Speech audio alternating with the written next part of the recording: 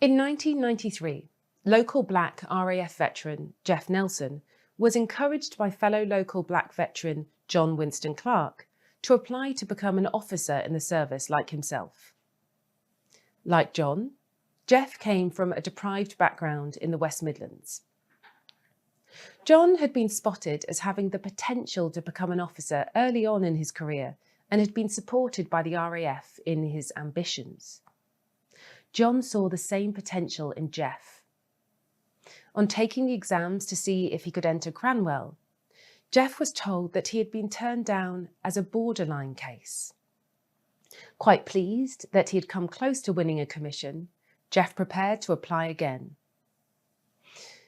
He then discovered that someone in the selection process had put down the phrase skin pigmentation on his documentation as a deciding factor in turning him down. Jeff quit the RAF and joined the police, where he received active encouragement from white colleagues in challenging racism when he encountered it.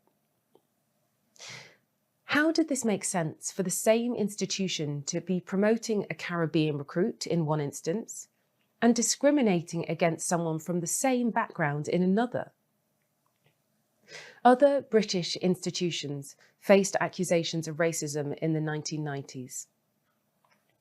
Jeff Nelson's experience of his local police force was positive and affirming. The experience of the family of Stephen Lawrence at the hands of the Metropolitan Police in 1993 was anything but. Black A-level student Stephen Lawrence was murdered by a group of white men while waiting for a bus in London. Police investigations did not result in any convictions for his murder. His parents led a public campaign complaining about the ineffectiveness of police inquiries. Sir William Macpherson's official inquiry into how the Metropolitan Police handled their investigations of Stephen's murder concluded in 1999 that these were marred by a combination of professional incompetence, institutional racism, and a failure of leadership by senior officers. The report led to detailed targets for the recruitment, retention, and promotion of Black and Asian officers, as well as the creation of the Independent Police Complaints Commission. Part of the solution to systematically tackling discrimination appeared to be holding institutions more closely to account to agreed standards. Pressure grew on the armed forces in the mid-1990s when a scandal broke exposing the continued existence of a colour bar for elite military regiments, continued racism in the army, and a culture of fear experienced by Black soldiers. Things began to change. The RAF collected data on the ethnicity of its personnel for the first time in 1996. 1.2% came from ethnic minorities.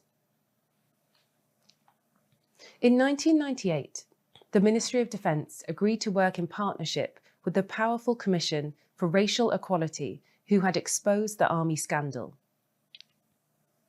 It was decided that the armed forces, including the RAF, would set targets for recruitment of ethnic minorities, increase the number of ethnic minority officers, remove barriers to promotion, and promote a non-racist environment. The renaming of Tate Gardens in Brixton as Windrush Square in 1998 was a sign that Black communities were in the UK to stay. It remained to be seen if British institutions had come to terms with that by treating all citizens fairly and justly.